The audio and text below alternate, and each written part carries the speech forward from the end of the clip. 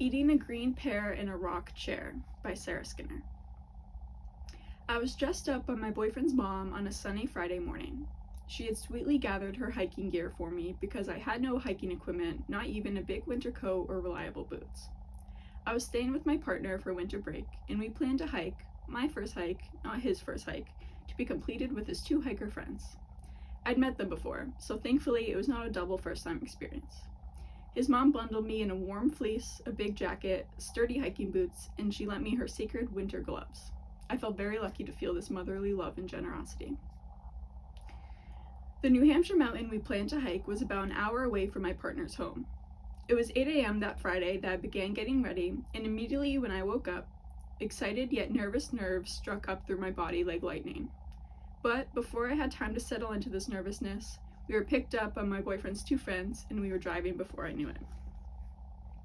We sat in the back seat, warmed by our tight inner layers, while the two front seat boys conversed with my boyfriend through the gap between the front and back seats.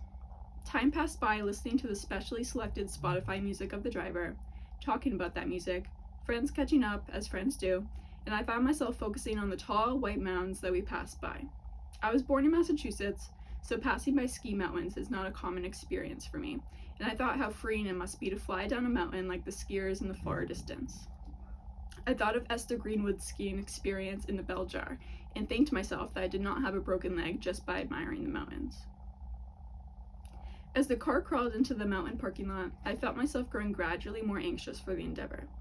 Despite my body, we all stepped out of the car, stretched our legs, zippered up our biggest outer layers, tied up our hiking shoes, put on our gloves to warm our hands, and then we began to ascend.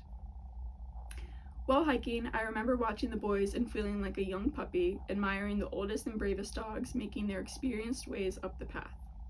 I had no prior experience of hiking except for walking regularly in the woods, so I felt unknowledgeable about what we were doing.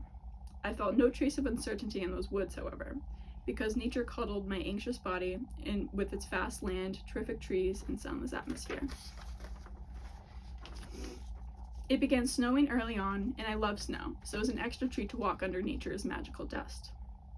About 3/4 up the mountain, my boyfriend and I walked through a path of small growing pine trees lined up on both sides of us. The tops of them were not past our knees, and it was refreshing to see so much new life growing high up on a mountain. We fell in love with the small skinny trees, and that was motivation enough to keep me climbing. We have not forgotten those cute little trees, and I doubt we ever will. We reached the top of the mountain, and all four of us scrambled over to the peak. We saw nothing. It was a foggy day, so all we could see was a sheath of white blanketed over the view in front of us.